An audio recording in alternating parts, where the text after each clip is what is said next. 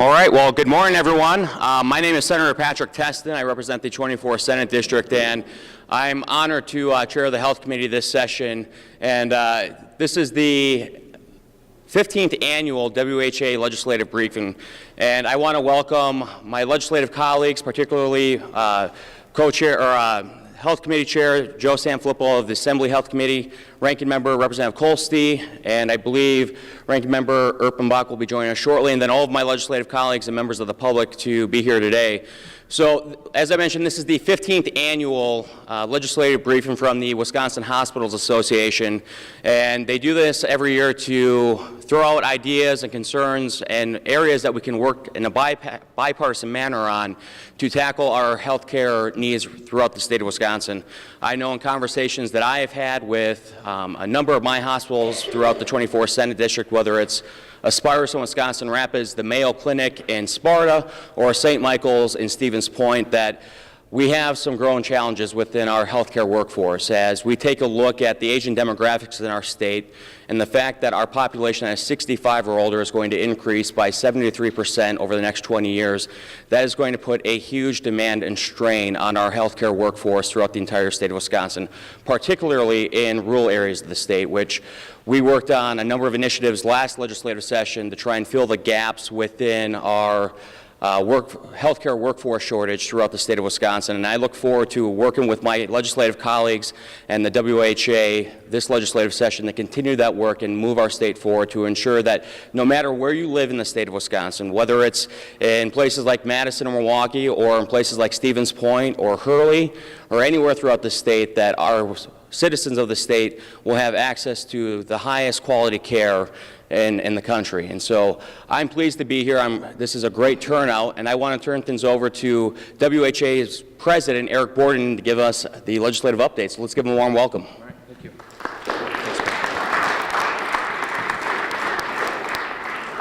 Hey, good morning, everyone. Senator Teston, thank you very much for that introduction and those really well-put points that you made. Very important reason that we're here today.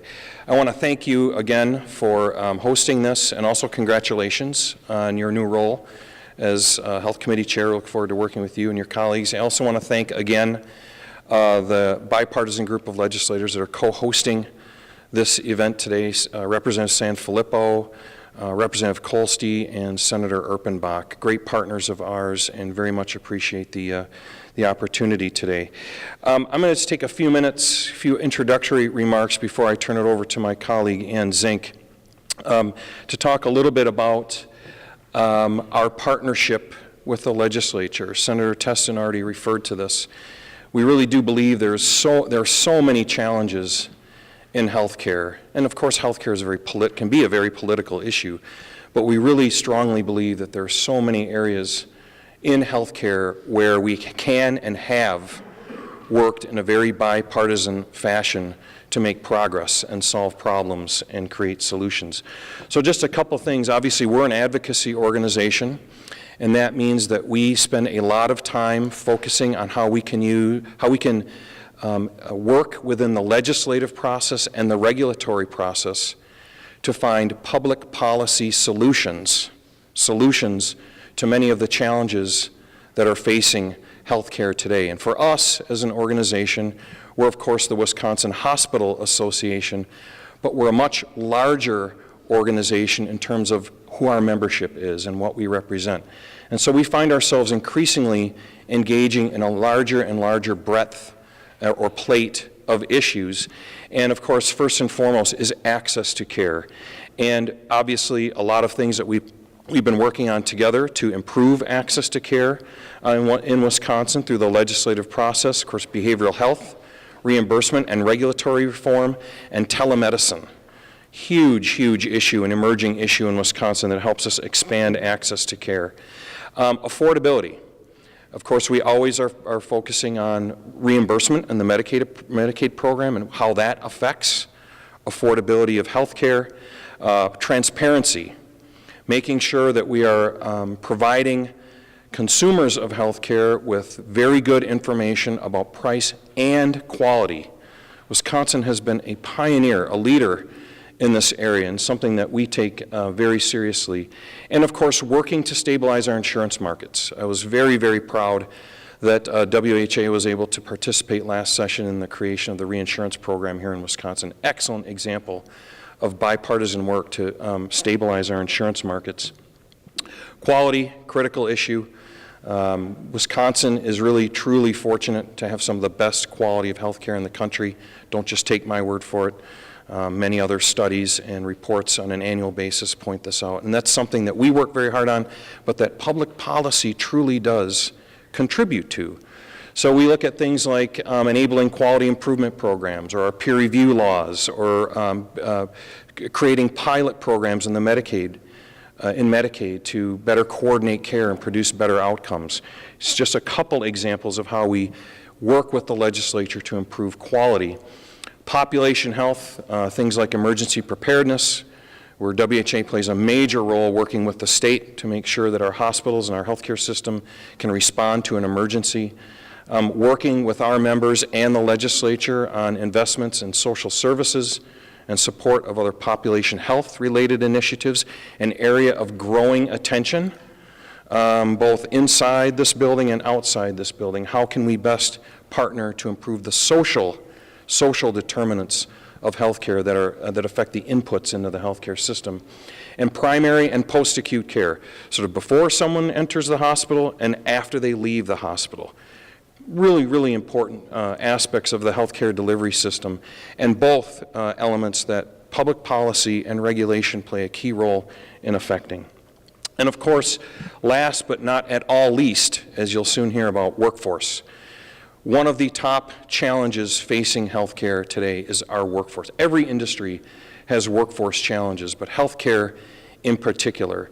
If you think about demand for healthcare, it doesn't really follow the sort of typical economic cycles maybe that demand follows for other types of industries. Healthcare is really much more related to demographics.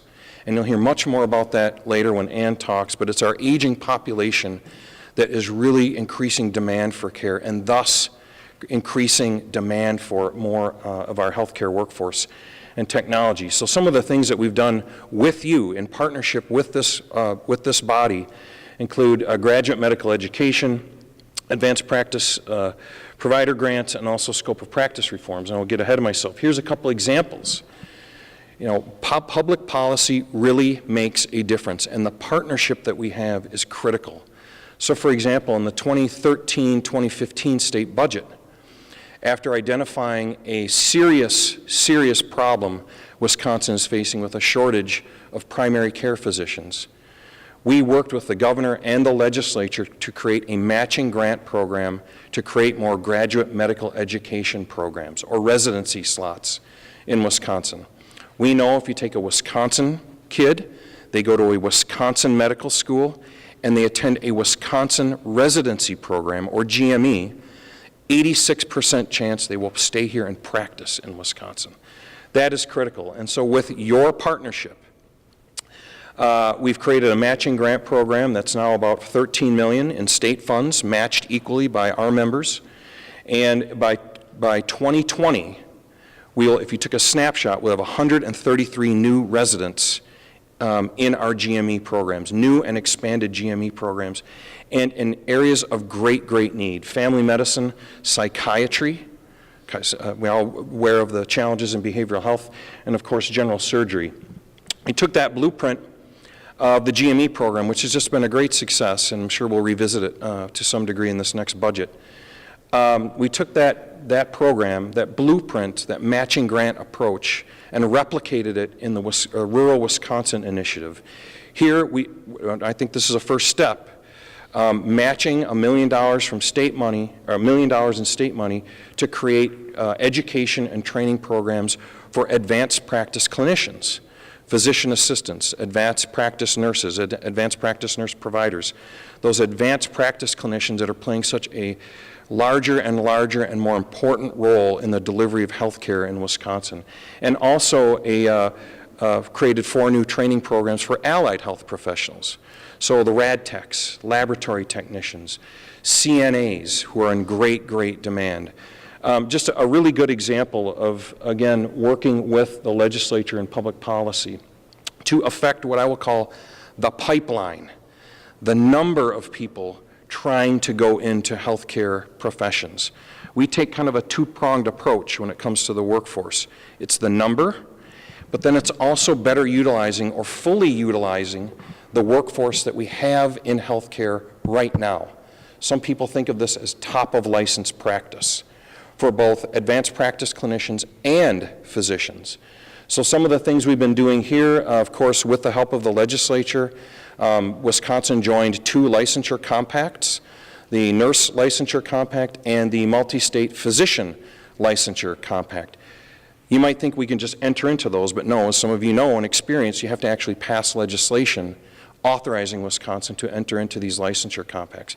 Really important, especially if you're a hospital or a health system along the border with another state.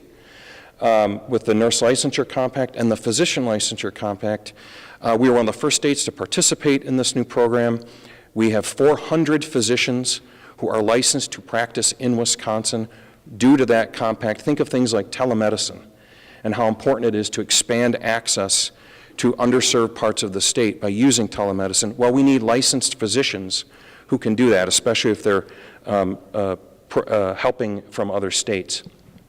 Regulatory reform, we spent a lot of time, again, working with you to reduce outdated, I think, regulations as it relates to certain scope of practice issues and the breadth and ability of advanced practice clinicians to do more, again, at the top of the license, top of their license to leverage them in the workforce. And payment reform in Medicaid. We had great success the last couple budgets with your help in boosting some Medicaid reimbursement through the disproportionate share hospital program and also the rural critical care supplement, both add-ons to Medicaid reimbursement for hospitals that are serving a large number of Medicaid patients. Those funds, those additional resources help us invest in access expansion, whether that be new clinics, new primary care settings, or an expanded workforce. So the point I want to leave you with is that public policy makes a difference. It truly does move the needle when it comes to the healthcare workforce. And our agenda, which is outlined a little bit here, really has been bipartisan. We try to work very hard with both sides of the aisle on these sorts of things. So thank you very much for your partnership and your support. I think some of the things that we've been able to do so far have really had an impact and are great examples of that partnership. My last point, and then I'm going to turn it over to my colleague Ann Zink, is that an adequate workforce in healthcare truly does affect the quality of care and access to care in Wisconsin. We have by no means solved this problem, as you'll hear soon. But it's clear that we're making progress, and we're making progress through the public policy making process and in partnership with you. So thank you very much for that partnership. We greatly appreciate it. We look forward to more in the coming legislative session. So with that, I'm going to turn it over to Ann. All right, get closer to the mic. Thanks, Eric. Yep. I'm Ann Zank. I'm the Vice President of Workforce and Clinical Practice for the Wisconsin Hospital Association. I've been here in Madison for about 1.5 years. Prior to that, I worked at many different roles in healthcare across my 35-year career. So I'm really happy to be here. I want to also thank Senator Teston, Representative Sanfilippo, Senator Urbanbach, and Representative Kolste for co-hosting this briefing. And I really want to thank all of you for coming, and especially for all of the bipartisan support that you and in our 15-year history of doing workforce analysis have provided to our healthcare workforce. Because Wisconsin healthcare and Wisconsin's healthcare workforce do face, as Eric says, some unique challenges. Some challenges in the labor market are the same across all industries, things like record low unemployment, stagnant labor force participation.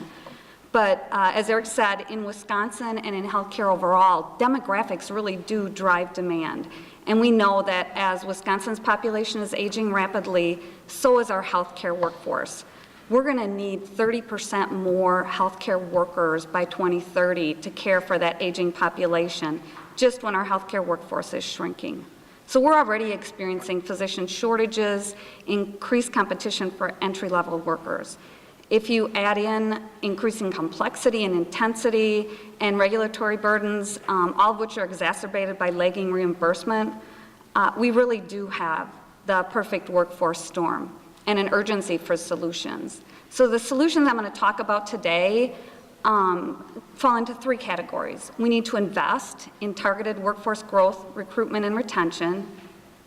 But we know as fast as we can grow our healthcare workforce, it's not going to be fast enough to keep up with increasing demand and decreasing supply. So we also need to leverage team-based integrated care delivery models and use technology wisely.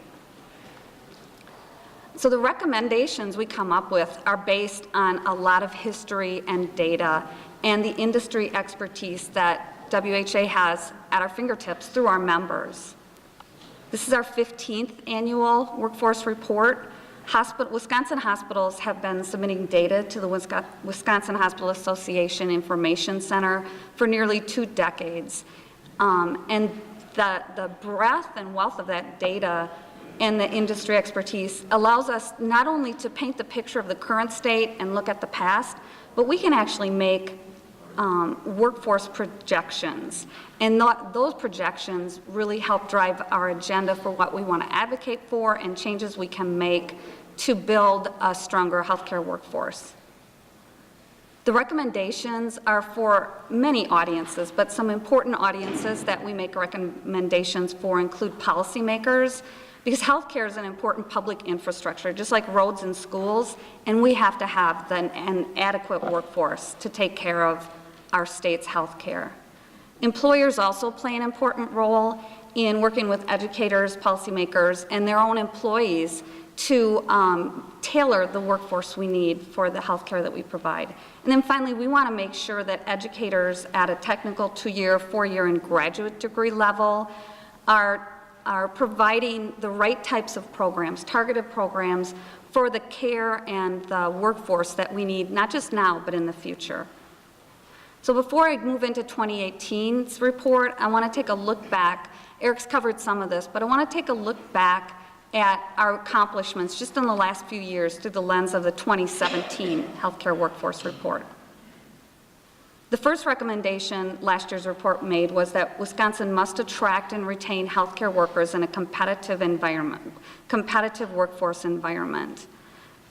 In 2017 and 2018, for instance, as Eric referenced, bipartisan legislation safeguarded Wisconsin's place in the Nurse Licensure Compact. That means that over 100,000 nurses who held a multi-state compact license continued to have that privilege. It also protected Wisconsin's healthcare employers, places like Southwest Health in Platteville, where 1 in 5 nurses live in Iowa and work in Wisconsin. In our second recommendation, we recommended that Wisconsin reduce workforce regulatory burden and harmonize state and federal rules and regulations. Doing so will help hospitals and health systems most effectively utilize the workforce we have. For instance, allowing physicians to delegate prescription drug monitoring program review to associates who have the education, training, and experience. To those associates who at the top of their license can do that, that helps free up physicians to spend more time with patients. Recommendation number 3 was that legislation must keep pace with workforce demand and advance team-based integrated care delivery. We've already talked quite a bit about the public-private partnerships, and we'll provide you even more detail about the matching grant programs and partnerships. But I want to spend a little bit of time on legislation that help bring preventative care, population health, to where patients are versus patients having to travel and search and try to find someone for their preventative dental care. Wisconsin's new law, accomplished with bipartisan support, allows dental hygienists to provide preventative care within their education, training, and experience without the physical presence of a dentist. In more settings, that can already happen in schools, but now it can happen in hospitals, nursing homes, clinics. Imagine taking your child to the pediatrician and being able to combine that with their first dental visit and their immunizations. We can better integrate care and improve access through policy changes like this. So we're just getting started. And finally, reimbursement policies must recognize hospital and health system workforce investment and contributions. In 2017 and 2018, with the advocacy and expertise of hospital leaders and others, policymakers passed legislation that was signed into law that will provide reimbursement to organizations who fill gaps in care for vulnerable and underserved patients. Many patients in our state have to travel to the ER to get mental health care, preventative care, primary care, because for whatever reason, social constraints or the availability of providers, they can't get that care anywhere else. Emergency departments, hospitals provide that care now with no reimbursement because that's our role, that's what we do. But there's now a mechanism that hospitals can receive some reimbursement for the intense care coordination that they perform in emergency departments. We like that, that's a good thing, but it's really our hope that this program will encourage more care coordination for Medicaid patients across the state. So we've accomplished a lot, but with rising demand and a shrinking workforce, our work has really just begun. And we know that because our CEOs in a recent survey that we did are feeling the pinch. When we asked them about the biggest threat to their ability to continue to provide high-quality care to residents in their communities, 1 in 5 hospital and health system CEOs said workforce shortages were the biggest threat. National and state data substantiate the CEO survey results. In 2015, experts using the Bureau of Labor Statistics data predicted that healthcare would be the nation's largest employer by 2024. We didn't quite make it. In the last quarter of 2017, healthcare became the United States' largest source of jobs. And being the industry trying to fill the most jobs is becoming even more challenging, with record low unemployment and lagging labor force participation. Usually when unemployment drops, continues to drop as much as it has been, you see the dark blue line, which represents labor force participation kind of rising at a similar rate, or at least closely thereafter starting to rise. That dark blue line is staying pretty flat. In fact, in 2018, something happened for the first time in Bureau of Labor Statistics history. For the first time in the American economy, there were more jobs than people out of work, something we've never experienced before. And healthcare, as the largest employer, is facing a big gap in employment. The side of this chart represents each industry. So, some of the heavy hitters, leisure and hospitality, professional and building services, transportation, warehousing, and utilities. The bars, the light blue bars represent total separations, people leaving employment. The light pink bars represent hires, people being hired into that industry. The dark blue bar represents openings, the growth in employment. If you look at each of those bars going down, light blue, the lighter pink, and the dark blue, they're all pretty similar, except for one case. Look at healthcare. There's over a 500,000 person gap between hiring and openings. Healthcare is just barely able to keep up with existing jobs, but not able to fill new openings. That's the national view. Wisconsin's view is very similar. Using our Wisconsin hospital data, we know that Wisconsin hospitals had to find almost 5,000 additional workers, not to keep their current state, but growing by 5,000 workers each of the last 3 years. So where's the demand coming from? Eric explained it really well. Healthcare doesn't fluctuate like other industries with economic cycles. Unlike other business and industry, demographics are the primary driver of demand in healthcare. And we know that aging increases demand for healthcare services. In the U.S., chronic conditions account for 75% of healthcare expenditures. And as we age, we develop more chronic conditions. In fact, when you look at people over 65 or the population of the U.S. over 65, that accounts for 95% of healthcare expenditures for those individuals are due to chronic conditions. So we need to think about how Wisconsin is aging. And I can say that with one word, rapidly. We're all getting older. In 2015, Wisconsin had 9 counties with a population with less than 20% of their population over the age of 60. Those are the lighter counties on that map. So there were a few light-colored counties on the map, a few younger counties, 9 of them in Wisconsin. We flipped that over, or we will flip that over by 2030. Nearly half the population will be over the age of 60 in 9 Wisconsin counties by 2030. And there won't be any counties with less than 20% of their population over the age of 60. So Wisconsin's aging rapidly, and that's increasing healthcare demand. The other thing that increases or drives healthcare workforce demand is the healthcare environment. We've been watching, and people that have received healthcare or work in healthcare know that more and more care is moving to outpatient settings. Things that used to require a week in the hospital might require an overnight in the hospital. And this first graph shows that. The light blue line is inpatient days. And look at that steady decrease since 2009. The dark blue line is outpatient visits. At the same, pretty much the same rate, we've seen outpatient visits increase until we hit 2014. And then an interesting thing happened. Outpatient visits continued to increase. Inpatient days stopped declining. So as people get older, things we used to be able to do on an outpatient basis, we're now having to admit patients again to the hospital, or they're having to stay in the hospital after that care. Care is also becoming more complex. We've seen a lot of technological advancements, and some of that complexity is going to require a hospital stay. What does that mean for our workforce? Well, from 2011 to 2014, the full-time equivalents, the number of people working full-time in hospitals, was pretty stable. As outpatient care increased, that requires less FTEs. Now that our hospital days are going back up, FTE employment in Wisconsin hospitals is also increasing.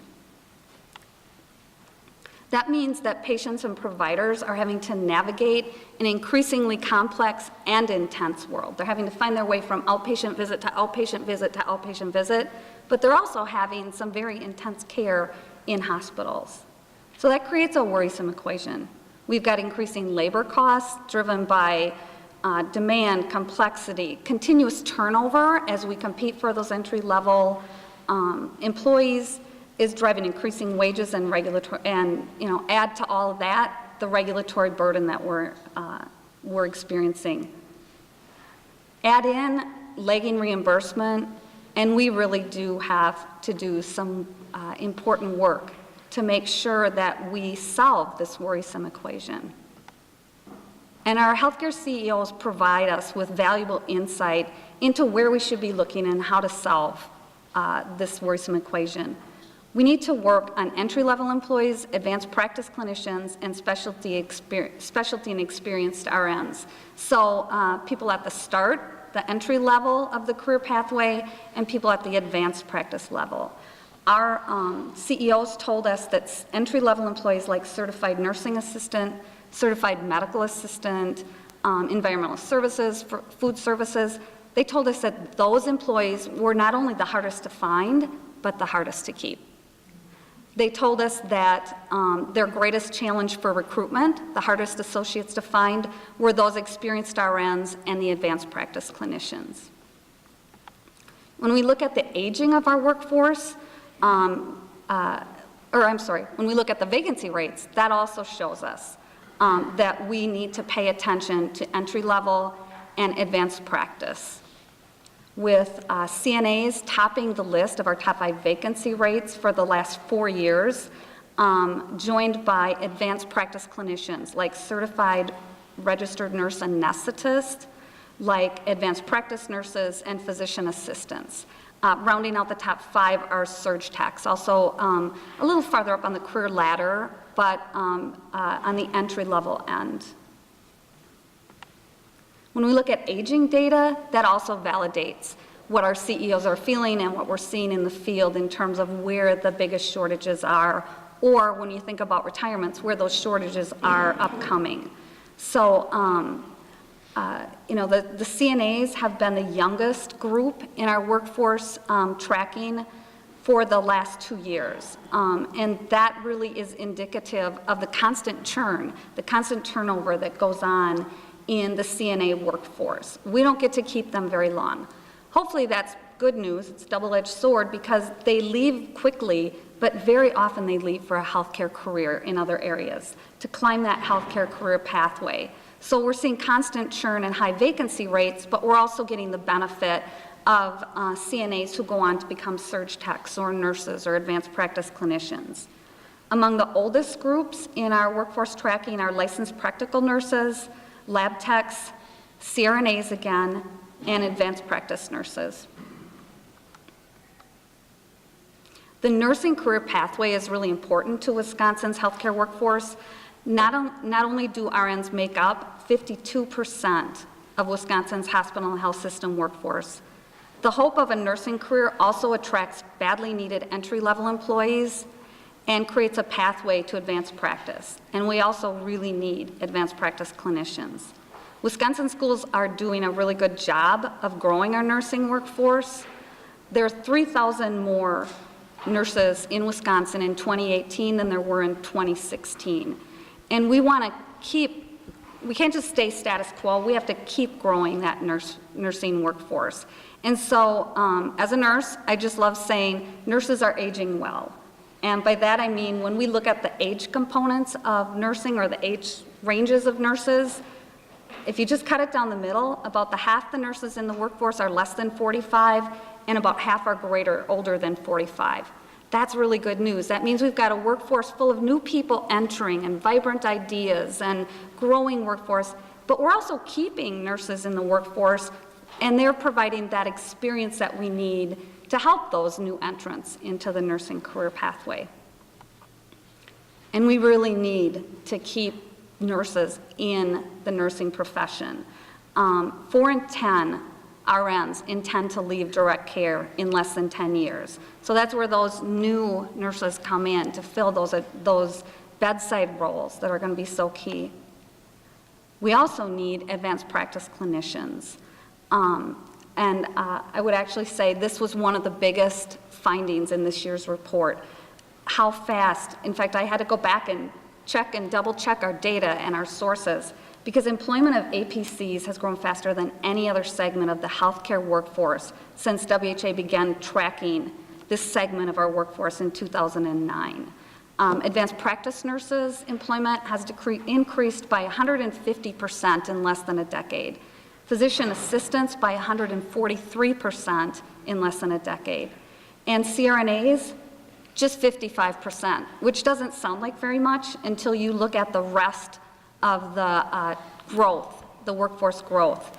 The next closest, these are at the left side of the graph, those are our advanced practice clinicians. If you look at the other categories of professions, the next closest in growth in employment are physical therapists at 35%. So advanced practice clinicians really are filling the gap in many ways. What's phenomenal, what's really impressive is that even with triple-digit employment growth, for the last 3 years, our advanced practice clinician vacancy rates are actually going down. So think about that.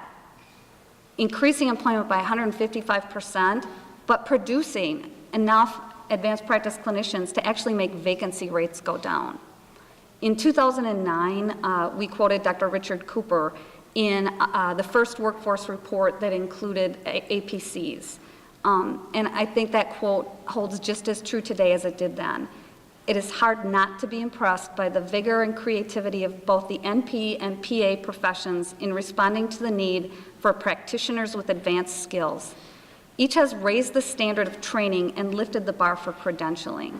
So not only is that workforce growing in size, we're having more of them, APCs and educators have done a great job of looking at what types of skill and expertise are needed and changing their training, changing their education to meet those needs. So APCs are filling the gap. And they're doing it many times through use of career pathways. This is actually my career pathway. I didn't do it in less than 10 years, but if you handle it right, you can go from being a food service associate up to a graduate level nurse practitioner or RN in less than 10 years. And at the same time, you might be able to work. You may receive tuition support from your employer, and your salary will increase fivefold. That's a pretty good career pathway, and that's what we need, because that's what it's going to take to compete for those entry-level healthcare workers. And we do have those resources at hand. Hospitals, health systems, and educators are collaborating to use state support to increase training opportunities for in-demand professions, like advanced practice clinicians, like allied health professionals. And so for each of those, there's $500,000 a year to, in grant monies to grow more training opportunities. One of the best things about these grants is that they're tailored to local and regional needs. Not every community needs more surge techs. So do you really want your tech college producing more surge techs? You don't. You want to tailor that. So I want to introduce now Sherry Willems. Sherry is the manager of clinical education for hospital, Sisters Health System, their Eastern Division. She's here to share with us HSHS St. Clair Memorial Hospital's success in forming a coalition and receiving an allied health professional training grant. Good morning, everyone, and thank you for inviting me to come and tell the story. I feel like I'm here to connect the grant money that we were so happy to receive, and thank you for that, number one, but to connect the story to what the money really does.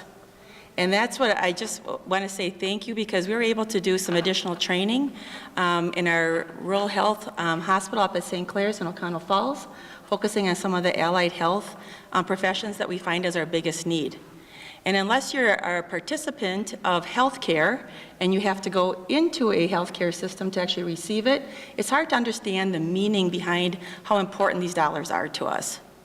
I'm looking around the room. There's all different ages in this room, so you might have tapped into healthcare at one time or might not have as of yet.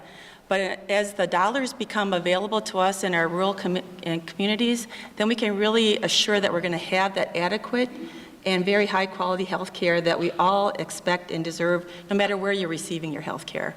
So I was fortunate enough to have a little TV clip that they're going to show you that kind of tells the rest of the story. New state grants are intended to help fill high-need, high-demand positions in rural hospitals. HSHS St. Clair Memorial Hospital in O'Connell Falls received one of those grants for more than $55,000 over 2 years to support education and training at the hospital. News 6 Mackenzie Amundsen shows you the connection the added funding has to nursing students at Northeast Wisconsin Technical College. The Hospital Sisters Health System, otherwise known as HSHS, Eastern Wisconsin Division hospitals have a long-standing partnership with the Northeast Wisconsin Technical College nursing program. They use our facilities to help give our students some clinical experience and some hands-on training. In return, we get to have the opportunity to work with these students and help them to grow into the professionals that we hope that we can hire. There's a nursing shortage out there, nursing assistant shortage, which is really big, and we're really hoping to be able to train students to work better and have a better opportunity to work in a hospital setting. St. Clair Memorial Hospital plans to use the more than $55,000 in 3 ways. One, offer a 2-year scholarship to a local student entering a sonography program. So that's to, again, grow a local student into a a profession that we really have a need for. 2, fund additional training for physical and occupational therapists on staff, and 3, provide enhanced training for nursing assistants at NWTC.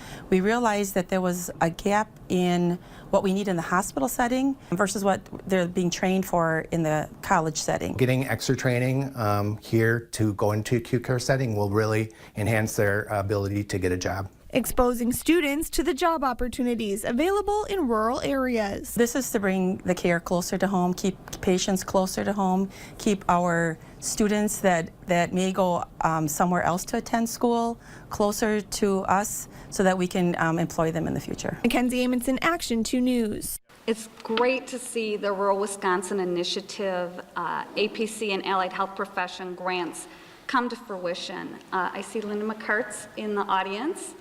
And Linda's at the Wisconsin Department of Health Services. She and her team have done an exceptional job of implementing the GME grants, the Allied Health grants, and the APC grants. You know, I'm preaching to the choir here. It's one thing to create and pass a law. That's really not easy. We know that's not easy. But that's only the start of vital work. And that work means very little if we don't effectively implement the laws that have been passed. And so we're really proud of this policy and the work that our hospitals and our educators and our health systems are doing to make great use of those grant dollars. So we talked about aging and the healthcare environment driving workforce supply and demand. Another major driver of the healthcare workforce and the way we do our work in healthcare is the physician shortage. Up to 400 Wisconsin physicians leave practice every year. And Wisconsin physicians, especially those on the front line, like general surgeons and primary care providers and psychiatrists, are among the oldest segment of our healthcare workforce. Only 8% of hospital CEOs believe it is likely that their region will have enough physicians in 10 years. Hospitals and health systems are experiencing increasing difficulty finding physicians, and as we saw from the employment numbers and the changes in training, advanced practice clinicians are filling the gap, but only up to the top of their education, training, and experience. We still need more physicians to meet the increased complexity of an aging population in our care system and to manage clinical care that continues to advance rapidly. So as Eric said, we have some resources at hand to grow our own. Starting in 2013, matching grants administered by DHS have been creating partnerships to create more GME residency positions in Wisconsin. We're building a doctor pipeline. We're going to have those 133 additional physician residencies to keep more physicians practicing in Wisconsin. The pipeline's important. The table in front on the presentation, the columns show each year of a psychiatric residency. It takes 4 years of residency before you're ready to practice as a psychiatrist. And we can't just fill the pipeline overnight. It takes 4 years to fill the pipeline for psychiatry positions through the help of the grant-supported dollars. But once that pipeline is full, the good news is we get 4 new psychiatrists each and every year into perpetuity, as long as the education partners, the healthcare organizations, and the state dollars are there to support those grants. So once we fill that pipeline, we're going to get 4 new psychiatrists every year. And that's just one grant. So think about each of those 133 residency positions we're creating. So crafting and implementing matching grants for GME, for APCs, and allied health professions is helping grow our workforce in a targeted way. What that local community needs, what are the in-demand specialties and professions. We've got someone with us today who's been involved in growing our Wisconsin healthcare workforce, especially our rural workforce, going back to her days as a healthcare CEO in Baraboo, Wisconsin.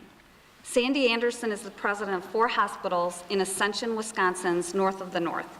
Ascension Sacred Heart, Ascension St. Mary's, Ascension Eagle River, and Howard Young Healthcare. If you look at the map In your handout, you'll see that Sandy's service area up north in, for instance, Oneida County is shaded green, denoting a GME, a state-supported GME program. You'll see a red star, a hospital APC grantee, and a blue star, an allied health profession training consortium grantee. Sandy, thanks for joining us today. Thank you. And first of all, I'd like to thank all of you for your bipartisan support in helping us grow our own. In the north of the north, if you remember back to Ann's slide, some of our areas, 2 of the 5 counties in which our 4 hospitals support, are dark blue. So we are aging rapidly in the north of the north. For us, it's not just the constant pipeline of workers, but it's also having workers when our patients need us. Because in the north of the north, we not only have the aging population of over age 60 that we're dealing with, we have the tourists coming up in different times of the year making very poor decisions. For instance,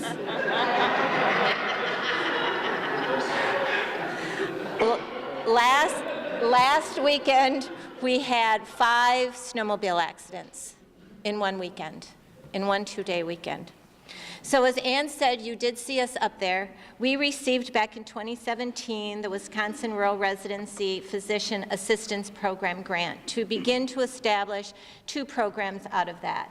A residency program for family practice physicians, as well as a fellowship program.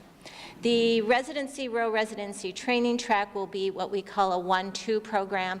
It means the first year they will spend at we call it our brother hospital because it's a male name, St. Michael's in Stevens Point. And at that time, we will front end load a lot of the procedures that we do not have the volume to support in the Northwoods. After their first year, which is shared between Stevens Point and Rhinelander, their second and their third year, their continuity clinic will be based in Rhinelander. So when our program is full, we will have what we call a 2-2-2 program. We will have 2 part-time first year, 2 full-time second year, and 2 full-time third years. The fellowship program is unaccredited. It is a program because we have the ability when we recruit, most of our recruits are brand new out of residency. And because of different things that have impacted the amount of time residents get to spend in the hospital or in clinic, they come to us with a little bit of lack of confidence in certain areas, like dealing with behavioral health patients, dealing with parents who have an injured athlete, dealing with some OB/GYN issues. There's about 6 categories, those are about 3 examples, 6 categories where our medical students, our new grad physicians, have told us that they feel that they need some additional training in. So our fellowship program will be tailored to each individual's physician's needs, as in some added training. Then the grant itself covers the operational costs, the salary and benefits of the coordinator, the program director, mileage for training, faculty development, and some conference and education. We were also awarded through DHS, through Linda, the Advanced Practitioner Clinician Training Grant. We received the grant this year. The other thing is same with our advanced practitioners that we experience with family medicine. They too come to us fresh out of training, fresh out of their educational experience, and they have shared with us in meeting with us that they too need some ongoing training, some confidence building. Our grant that we're looking at this year, the training is in diabetes titration, so that titration of whether it's insulin or an oral medication, making sure that our patients are on the right medication, EKG training, training around congestive obstructive pulmonary disease, heart failure disease, pneumonia, emphysema, those kind of things that make up that bucket, and how do they work with their patients to keep them out of the emergency room and out of the hospital, that part of that population health. We are also conducting 2 workshops that will cover suturing and splinting, and then also how to build an effective practice. In the rural parts of Wisconsin, we have some clinics where we do not have an MD/DO there every day. Our APCs and our PAs have to be able to function independently. So we also have 5 primary care physicians that are part of this grant who are willing to be their buddy system, their collaborative physician. So if they have a tough case, they can call them anytime. They kind of are by telephone consult. They pick up the phone and they can discuss these cases and review it with them. So we all kind of laughed about the fact that we have people come up and make poor decisions in the Northwoods. So basically, between the time cottages open, where people want to, take a chainsaw to their tennis shoe, or by the time, the fall leaves are off and they've cleaned the leaves out of the gutters and they've fallen off the ladder, our volume needs for our CNAs and our OR techs fluctuate. Like right now, I have a hospital that every day we're counting the number of beds and we're moving patients in and out as fast as we can because we have 32 med-surg beds, and for a week and a half now I've had 32 med-surg beds full. And I have 10 ICU beds and 6 of those beds are full. For Minocqua, that's not good going into the weekend of a big snowmobile race in Eagle River. So right now I need CNAs more than I need OR techs, but this weekend I might need OR techs. And so we've done a really good job in the north of getting our staff, getting our associates to be willing to move between the hospitals. Now we want to be able to have flexible staff. So we wrote a grant and we're going to cross-train our CNAs and our OR techs so that when our volume dictates we need more OR techs, we have that. But then in the down hours, we don't have to decrease, we don't have to put people on low census because we can work them as CNAs, or we can work them as OR techs. So we established a program between our hospital, our clinic partners, 2 academics institutions, that's the Nicolay Area Technical College and the North Central Technical College, to establish 6 training slots for a surge tech program so that we can cross-train whether they're a certified nursing assistant or a medical assistant to that. The other thing that we have noticed, we all are required to do a community health needs assessment. We've also secured a couple of tracks for substance abuse counselors, trainings in the area of alcoholism, opioid, and meth abuse, because those 3 things run rampant in the Northwoods. Substance abuse is not an urban issue. It is as well as a rural issue. So having people more trained in that area that can help us as we begin to detox these patients, because we detox them on our medical surgical floors. If we have CNAs that are specially trained in helping us take care of the behavior effects of somebody detoxing, it will be beneficial. So we also do have a substance abuse training in that. And we look forward to getting these programs. Some of them are in development and some of them are actually underway. We are accepting our applications right now for our CNAs who want to be OR techs, as well as our CNA who want to get some training in substance abuse. So again, once again, for your bipartisan support, we're very excited about the work we are doing in northern Wisconsin. Thank you, Sandy. So some great examples of how those grant dollars are being used and how much they're appreciated. We've got this public policy solution to grow our own. Is it working? Well, with most physician pathways, 12+ years to practice. Thank you, sorry. So with most physician pathways to practice taking 12+ years, it's a bit early to tell how much and how fast our grow our own programs are working. We have seen an increase overall in residency positions, about 250 more residency positions in Wisconsin.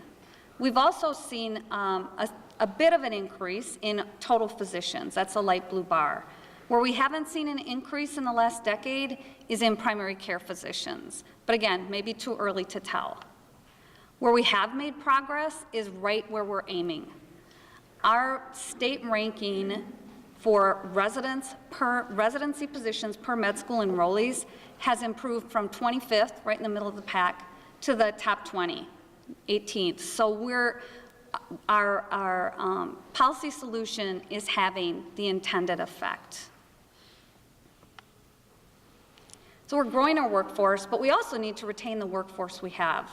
And we want to make sure that the number of physicians entering practice from other states into Wisconsin outnumbers the number of physicians leaving the states.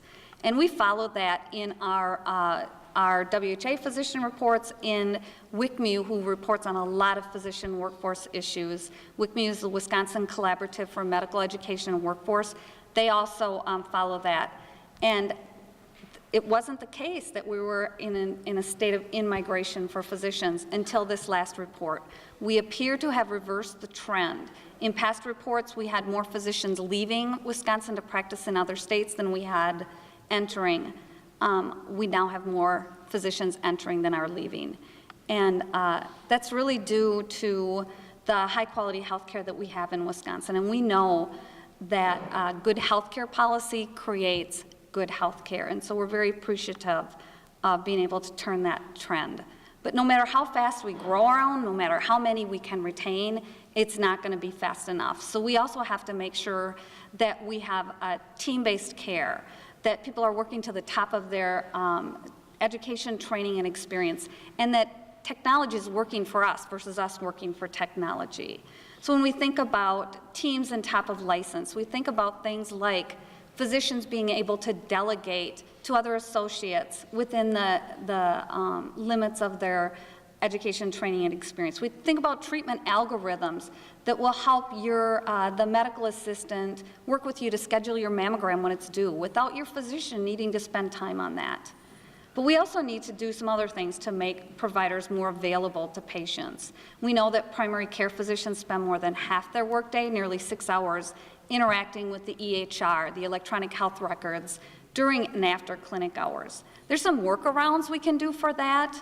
Some places are providing scribes to physicians to do the computer work so physicians can be more engaged for more time with patients. That's a workaround because, let me tell you, with the workforce stretched thin, having to find one more worker puts an additional strain on the workforce. We also know that an average-sized hospital dedicates 59 full-time employees, 59 people, to regulatory compliance, and that many of those people, over a quarter of those people, are doctors and nurses.